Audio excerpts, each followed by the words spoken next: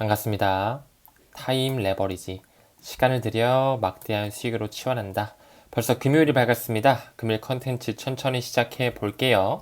저는 매주 목요일마다 비트코인과 XRP를 10만원어치씩 DCA 적립식으로 기계적으로 모아간다라고 말씀을 드렸어요. 666원에 10만원어치 XRP 매수한 거 보이시죠? 지금은 좀 가격이 내려와 있습니다. 지금 현재 방송을 촬영하는 시점으로는 가격이 좀 내려와 있는데 저도 인간이다 보니까 조금 더 낮은 가격에 살 수 있었는데 그래봤자 5원, 6원 차이긴 해요. 하지만 저도 사람이고 저도 탐욕이라는 본성을 가지고 있는 사람이다 보니까 아마 구독자 선생님들도 대부분 조금씩 그 가격 변화에 굉장히 민감하신 분들도 계실 겁니다. 하지만 길게 본다면 크게 봤을 때 1000원 밑에서 살 수 있었다라는 이 감사함에 오늘 하루도 DCA로 하루를 열어갔습니다. 이런 부분에 있어서 여러분들도 적립식으로 매수하는 것을 제가 항상 추천을 드리고 있죠. 명심하시길 바라겠고요. 한 번의 큰 투자는 굉장히 큰 리스크를 불러일으킵니다. 그리고 정신적으로도 매우 힘들기 때문에 반드시 이 부분 유념하셔서 천천히 시간을 들이시길 바라겠습니다. 본격적인 영상에 앞서 우리 구독자 선생님들께 감사의 의미 전달해 드리고 가야겠죠. 제가 타임 레버리지 운영한 지 이제 1년 정도 돼가는데 구독자 1만 명을 달성했습니다. 저에게는 굉장히 과분한 수치라고 생각이 들고요. 굉장히 미흡한 부족한 부분이 많은 저 일개의 투자자일 뿐입니다. 공부하면 할수록 어렵게 느껴지기도 하고 저 또한 전문가가 아니라고 생각을 하기 때문에 항상 그 겸손한 마음으로 열심히 공부하면서 투자 이어나가고 있고 제 투자를 위해서도 있지만 우리 구독자 선생님들과 함께 정보 공유 나누면서 제 가치를 실현해 나가고 있는 부분에 있어서 이렇게 또 많은 선생님들의 응원과 따뜻한 피드백이 이렇게 또 행복한 순간을 만들어준 것 같아요. 그래서 너무나 감사하다는 말씀 좀 드리고요. 얼마 전에 또 이와 함께 하나의 파트너십 협업 제안이 왔는데 카탈라이스 리서치를 운영하고 있는 한 대표님이 연락이 와서 이제 여러 가지 이벤트를 하고 싶다, 파트너십을 제안하고 싶다 해서 협업 포인트가 있는지 여쭙고 싶다. 향후 운영하시는 채널과 저희 카탈라이즈 리서치가 어떠한 방법으로 협력할 수 있는지 논의하고 싶다라고 하는데 사실 대부분 거래소, 해외 거래소에서 연락이 오면서 레퍼럴 코드 지원해 줄 테니까 구독자분들이랑 한번 단타 쳐보세요. 이런 식의 무슨 단타 대회 같은 거 열으라고 얘기를 많이 해요. 전 그런 거 무시합니다. 하지만 이 한국에 있는 카탈라이스 리서치 같은 경우는 어느 정도 내가 고려해 볼 수 있겠다라는 생각이 들었어요. 왜 그러냐 하면 방금 언급드렸던 회사 같은 경우에는 리플의 공식 홈페이지에 이 웹3 블록체인 컨설팅 그룹이라고 해서 카탈라이스 리서치가 리플과 지금 파트너십을 발표를 했어요. 이 부분에 공식 파트너사기 때문에 제가 직접적으로 미팅을 가져서 어떤 이벤트를 하고 그리고 또 어떤 내용들을 내포하고 있는지를 볼 생각이거든요. 항상 파트너십이라는 얘기를 들으면 우리 코인판에서는 조금은 마이너스적인 부분, 부정적으로 인식이 다가와요. 그렇죠? 아무래도 선물로 많이 당하신 분들도 계시고 힘들었던 경험을 하신 구독자분들이 많기 때문에 저도 웬만하면은 파트너십에 대한 그런 거래소 파트너십은 아예 무시합니다. 하지만 이런 긍정적인 파트너십에는 저도 어느 정도 적극적으로 가담을 할 생각이 있기 때문에 오늘 금요일이죠. 제가 오늘 오후에 퇴근 후에 대표님과 만나서 미팅을 갖기로 했는데 어떤 소식이 있는지 또 영상을 통해서 공유 드릴 수 있는 부분이 있으면 전달을 드리겠습니다.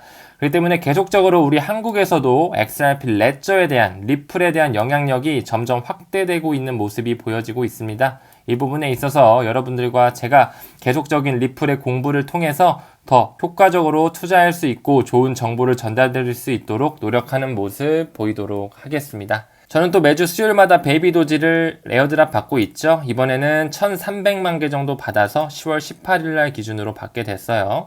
저는 계속적으로 업비트에 있는 스테이킹이라든지 베이비 도지를 에어드랍 받는 부분 그리고 매주 목요일마다 비트코인과 XRP를 10만원씩 적립식으로 매수하는 부분에 있어서 수량에 계속적으로 집중하면서 모아간다라고 말씀을 드렸어요. 언제까지라고요? 최소 다음 반감기 불장 사이클까지 최소 2025년까지는 가져가자라는 게 저의 모토이죠. 이런 식으로 시간을 좀 드릴 필요가 있다는 부분 다시 한번 말씀드립니다.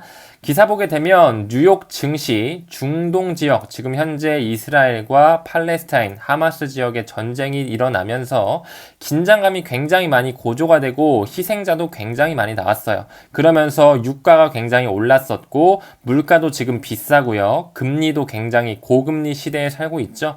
굉장히 불안정한 시대에 긴장감이 오가는 그런 시대에 살고 있습니다. 국채 수익률 또한 많이 상승해서 굉장히 지금 뉴욕 증시라든지 주식시장, 코인시장 전반적으로 리스크적인 부분, 두려움을 떨고 있는 공포시장 분위기를 조성하고 있다. 이런 시기에 과연 누가 투자할까요? 대중들은 이럴 땐 투자하면 안 돼. 현금 모을 때야 라고 하겠지만 그 정말 돈을 만드는 사람, 돈을 만지는 사람, 설계자들은 지금 계속적으로 줍줍을 하면서 수량을 축적하고 있는 모습이 포착되고 있습니다. 그렇기 때문에 이런 기사만 보고 일반 대중들처럼 맞지. 지금은 투자하면 안 돼. 지금 투자하면 미친놈이지. 나 지금 있는 거 일단 다 팔래. 어차피 곧 경기 침체 올 텐데 뭐. 이런 식으로 받아들인 사람이 태반일 거지만 경기 침체는 내년에 오겠죠. 하지만 그 전에 한 번의 상승 시그널이 올 수 있다는 부분 우리는 알고 있어야 됩니다. 그 부분의 일환으로 경제 강세가 지속되면 추가 금리 인상이 필요할 수도 있다는 부분으로 역시나 한 번 더 미디어를 통해 대중들을 속이고 있습니다. 제가 미디어에 속지 말라고 한 부분에서 여러 가지 지표들이 있었죠. 미국 하원에서 CBDC 금지 법안을 통과시켰다? 과연 미국 정부가 미국 연준이 CBDC를 금지시킬까요? 왜 하원이 비트코인 현물 ETF 승인을 촉구하고 있고 왜 연준이 페드나우 서비스에 ISO 2002 메시징 표준을 넣었을까요? 앞뒤가 맞지 않는다. 그들은 미디어를 통해서 금리를 인상할 거야. 지금은 긴장감이 많아. CBDC는 금지할 거야 라고 하면서 물밑에서는 그 우리가 보지 못한 수면 밑에서는 계속적으로 뿌리를 확장시키고 있는 모습을 우리는 공부를 통해 알아야 됩니다. 그뿐만 아니죠. 영국 의회에서 7월 달에 뭐라 그랬죠? 암호화폐는 내재 가치가 없는 쓰레기다. 하지만 한 달 뒤인 8월 달에 뭐라 그랬죠? 암호화폐는 굉장히 국경 간 결제의 효율, 금융의 판을 바꾸기 때문에 이제 규제가 필요하다라고 하면서 말을 바꿨거든요. 그런 식에 있어서 미디어에 속지 말 것이라고 제가 이야기를 했습니다. 누가 보면 금리 한 번 더 인상 필요하다고? 뭐야, 윌러 연준 이사가 얘기한 거야? 아, 금리 또 오르나 보네. 큰일 났다. 얼른 그냥 지금 거 다 팔고 대출이나 갚자. 하지만 CME 페드워치를 보게 되면 11월 1일 현재 금리 동결 스탠스가 굉장히 노후하게 보여지는 것 플러스 알파로 혹여나 한 번에 더 금리 인상이 있다라고 해도 베이비 스텝에 불과할 것이며 이제 더 이상 올렸다가는 경기 침체가 올 수밖에 없다. 하지만 경기 침체가 오기 전에 그 기득권 세력들은 시장을 한번 리바이벌 시킴으로써 돈을 또 끌어 모으겠죠. 그런 식으로 현금화를 어느 정도 시킬 거예요. 우리는 이 부분을 또 지켜볼 필요가 있다. 비트코인 현물 ETF, GBTC의 승인, 이스라엘의 전쟁 마무리라든지 러우 전쟁의 마무리라든지 리플사의 긍정적인 소식 등등의 그런 지표들로 나올 수 있다라고 말씀을 연일 드리고 있습니다. 그 부분에 있어서 지금 현재 국채 금리도 역시나 굉장히 고공행진을 하고 있습니다. 2007년 8월 이후에 최고점을 보여준다라고 하거든요. 그 부분에 있어서 2007년에 역시나 마찬가지로 국채금리가 급등했다가 2008년에 무슨 일이 있었죠? 리만 브라더스 파산 사태 그리고 서브프라임 모기지 사태로서 굉장히 큰 경기 침체가 왔었다. 우리 내년 2024년 반감기 전후로 해서 굉장히 큰 시스템 리스크를 예상한다라고 말씀을 드렸습니다. 하지만 그 전에는 시장을 리바이벌 시키면서 금리가 동결되면서 그들이 시장을 끌어올리며 한 번에 수익화를 할 것으로 보여진다라는 부분 우리는 이 시그널을 한번 기다려 보면서 장기적인 안목으로 가져가면 되겠습니다. 과연 비트코인 현물 ETF는 언제쯤 승인이 될까요? 빠르면 올해 연말이라고 말씀을 드렸고 늦어도 내년 3월 안쪽으로 1분기 안쪽으로는 승인될 수밖에 없다라고 말씀을 드렸죠. 미국 SEC 위원장이 이야기하네요. 직원들이 ETF 신청을 검토 중이다. 하지만 아직 예단하지 않는다. 결과를 미리 예정짓진 않는다. 하지만 직원들이 계속적으로 적극적으로 검토하면서 그 세력들의 시기를 저울질하는 모습이 보여지고 있습니다. 일단은 첫 번째로 GBTC가 승인을 먼저 되면서 박차를 가할 것이고 블랙록이라든지 굉장히 많은 자산 운용사의 비트코인 현물 ETF가 동시다발적으로 승인될 확률이 높다라고 말씀을 드렸죠.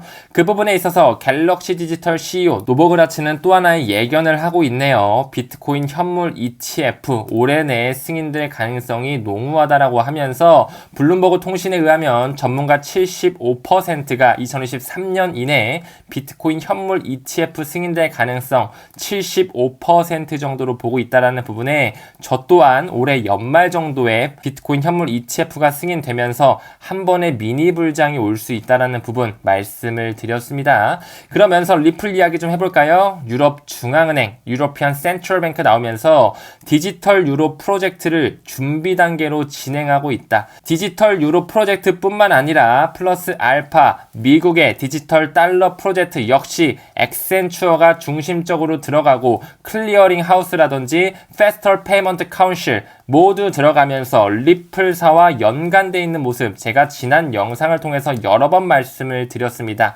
디지털 유로 프로젝트도 마찬가지죠. 어떤 회사들과 함께 가는지 볼까요? 파이어블록도 보이고요. 모듈러 역시나 마찬가지로 리플사와 함께 가는 그런 기업들이 나오고 있습니다. 천천히 좀 볼까요? 파이어블록부터 보게 되면 과거에 파이어블록은 리플과 마스터카드랑 이미 손 잡아가지고 CBDC 구축 컨소시엄을 결성한 회사예요.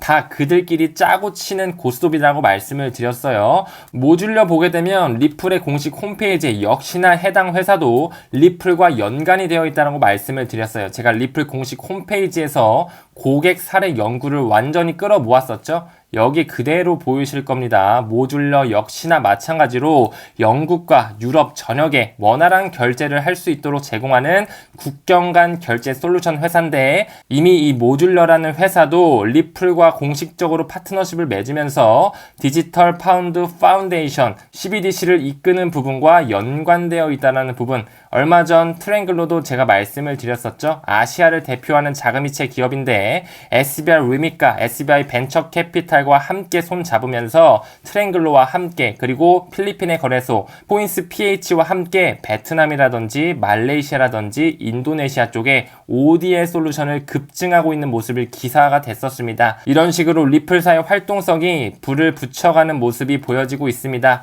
역시나 리플에 직접적으로 투자하고 있는 미국의 전산망 1위 기업이죠. 엑센추어도 보이고요. 아발란체 그리고 미국의 전산망 1위라면 캐나다의 전산망 1위죠. CGI도 보이고요. 여기도 역시 리플과 함께 가는 회사인 거 잘 알고 계실 겁니다. 그뿐만 아니라 디지털 파운드 파운데이션 나왔으니까 파트너사를 보게 됐을 때 이번엔 디지털 유로 어소시에이션도 당연히 연관이 돼 있겠죠. 이 부분에 있어서 디지털 유로 어소시에이션의 표준 회원, 그 중에서도 골드 회원이 어디라고요? 우리가 투자하고 있는 리플이라고요. CBDC가 구현되기 위해서는요. 리플 회사에 CBDC 플랫폼이 없으면 구현을 할 수가 없습니다. 그리고 미래 CBDC, 국경 간 결제, 그 코인의 이동, 자금의 이동, 스위프트 2.0의 방은 리플사의 리플 페이먼트, ODL 솔루션으로 구축이 될 수밖에 없다라고 수없이 말씀을 드리고 있죠. 역시나 마찬가지로 유로 어소시에이션이다 보니까 RTGS 글로벌과 같이 간다라는 부분도 나오고 있어요. 여기에는 이미 서클사도 연루가 되어 있고요. 독일의 대형은행이죠. 디지방크라든지 세계 법인 EY 한영 역시나 연관돼 있다. EY 한영은 메타코와 함께 가는 기업으로서 리플과 굉장히 유착관계가 농후한 부분 잘 알고 계시죠? 이런 식으로 다 연결이 되어 있다라는 부분, 유로라든지 파운드라든지 달러라든지 모든 것이 CBDC 디지털 세상으로 가기 위해서는 리플사가 들어갈 수밖에 없다라고 제가 이야기를 드렸습니다. 골드 회원으로 리플사가 왜 단일 종목으로 혼자 대체할 수 없는 쪽으로 들어가 있는지를 여러분들께서 캐치, 시각화를 해주시면 됩니다. 미국의 최대 거래소죠. 코인베이스 역시나 약식 판결이 되면서 XRP를 재상장시켰죠. 미국 이외의 지역의 소매 사용자를 위해서 영구적인 선물 거래를 출시했다. 과연 어떤 토큰들을 출시했냐? 역시나 마찬가지로 비트 이더뿐만 아니라 우리가 투자하고 있는 XRP 그리고 라이트코인도 보이네요. 이런 부분에 있어서 이 4개 중에 3가지는 이미 월가의 거래소 EDX 마켓에 상장되어 있는 코인인 거 다들 아시죠? 여기에 플러스 알파, 비트코인 캐시도 있는데 사실 월가에서도 XRP를 승인하고 싶었을 거예요. 하지만 SEC 세력들의 눈치를 보느라 편입을 안 시킨 거겠죠. 그렇기 때문에 코인베이스 미국 외 일부 국가에 XRP 선물을 출시했다라는 부분에 있어서 점점 XRP가 지원되고 출시되고 재상장되는 모습이 물밀듯이 보여지고 있는 모습이 포착되고 있습니다. 그러면서 리플의 파트너사가 계속적으로 확장되고 있죠. 트래블렉스 아시아에서 주요 중앙은행과 파트너십을 체결했다고 하는데 어떤 은행과 파트너십을 체결했는지 그 전에 이 트래블렉스 같은 경우는 하나의 외환 회사로서 주요 사업으로는 외화 환전 그뿐만 아니라 여행을 할 수 있는 그 플랫폼들과 같이 가면서 여행자들 위한 선불 신용카드 발급이라든지 중앙은행의 외화 공급 그리고 글로벌 송금 등을 하는 그런 하나의 금융 서비스 회사거든요. 역시나 마찬가지로 리플의 파트너사 트래블렉스가 굉장히 많은 여행사와도 엮여져 있고 플러스 알파로 중앙은행들과 손잡으면서 리플의 솔루션이 점점 확대되고 있는 모습을 간접적으로 볼 수가 있습니다. 과연 어떤 중앙은행과 손잡았냐? 역시 나오고 있죠. 리플의 파트너예요. 트래블렉스는 캄보디아 중앙은행과 손을 잡았구나. 그러면서 캄보디아의 법적 통화인 크메르 리에를 거래할 수 있게끔 손을 잡았구나라는 모습이 보여지고 있습니다. 그렇기 때문에 조금씩 리플의 파트너사가 각국의 중앙은행들 그리고 핀테크 회사들과 손 잡으면서 점점 디지털 세상을 구축하고 그뿐만 아니라 페이먼트 솔루션을 통합하는 모습이 보여지고 있습니다. 프랑스가 디지털 유로의 가교 통화로서 XRP를 탐색하고 있다는 소문이 있습니다. 지금 계속적으로 디지털 유로라든지 파운드라든지 달러 그런 부분에 있어서 리플사와 연관되어 있는 부분에 스위프트의 2.0을 구현해가는 모습이 조금씩 수면 위로 올라오고 있는데 XRP는 가교 통화로 활용된다는 부분 소문이 아니라고 감히 말씀드리고 싶네요. 우리가 잘 알고 있는 회사들이 나오네요. 세계 최대 자산운용사 블랙록 그리고 연준의 지분을 굉장히 상당수 보유하고 있는 JP모건이 주요 XRP 분란을 촉발할 수 있는 준비를 하고 있다. 포브스지에 실릴 정도로 굉장히 이런 세계 기득권층들과 리플사와 연관성은 굉장히 농후하다라는 부분 잘 알고 계셔야 됩니다. 그러면서 계속적으로 IPO가 예상된다는 소문도 나오면서 계속적으로 고래의 이동, 고래의 축적이 보여지고 있거든요. 굉장히 기대가 되는 그런 시그널이고 과연 정말 소송이 마무리되고 다음 불장 사이클에서 XRP의 가치가 반영이 된다면 그리고 플러스 알파로 미국과 일본이 그 어마어마한 양의 부채를 해결하기 위해 XRP를 사용하는 그 세계 준비 통화의 가능성까지 열어본다면 이 $10,000는 어쩌면 굉장히 합리적인 가격이다 라고 저는 생각을 하는 부분에 있거든요. 우선은 우리가 현재에 집중하면서 수량에 집중을 해서 모아주시고 우리는 지금 현재는 SEC와의 법적 공방전이 잘 마무리되는 부분을 고대하면서 시간은 우리 편에 있다는 것을 잘 상기하고 계시면 됩니다. 블랙록과 같은 그런 기득권 세력들은 비트코인 채굴업체들의 대주주로 있을까요? 제가 몇 가지만 살펴볼까요? 채굴업체 중 굉장히 많은 곳이 있는데 라이엇 블록체인, 마라톤 디지털 홀딩스, 사이퍼 마이닝, 그리고 테라 울프까지 제가 그 중에 한 3가지 정도만 대주주 목록을 살펴봤거든요. 역시나 마찬가지로 그들이 자리하고 있더라라는 부분. 라이엇 플랫폼즈 굉장히 큰 채굴 업체거든요. 뱅가드 블랙록, 뱅가드 스테이트 스트리트 뱅가드. 역시나 그 기득권 세력들은 왜 암호화폐를 대량으로 채굴하는 그 기업들에 왜 투자를 했는지에 대해서 생각을 해볼 필요가 있습니다. 마라톤 디지털 홀딩스도 마찬가지예요. 뱅가드 블랙록, 스테이트 스트리트 뱅가드가 포진하고 있다는 부분. 마지막으로 사이퍼 마이닝도 보게 되면 역시나 마찬가지로 우리가 잘 알고 있는 뱅가드 블랙록, 스테이트 스트리트. 그들은 비트코인이 오르는 걸 알기 때문에 이제 돈의 이동을 디지털 세상으로 0과 1의 세상으로 이동할 것을 알기 때문에 미리 그 자리를 선점하고 있는 모습이 포착되고 있습니다. 우린 이런 것을 공부를 통해서 시각화하면서 점점 돈의 이동, 가치의 이동이 보이지 않는 세상으로 마이그레이션이 되고 있는 부분을 인지하셔야 됩니다. 시간이 지나면 지날수록 XRP 레저상에 있는 그런 페이먼트 솔루션이 통합되면서 XRPaynet 또한 굉장히 활성화가 되겠죠. 어떤 회사들과 같이 가고 있나 보아하니 나스닥이 이미 들어와 있어 버려요. 게임이 끝났다라고 볼 수 있고, 야후 파이낸스, 브래드 갈링하우스의 이력을 봤을 때 야후 파이낸스 출신이죠. 그뿐만 아니라 나스닥 같은 경우는 디지털 커런시 그룹의 지분을 소유하고 있는 투자사입니다.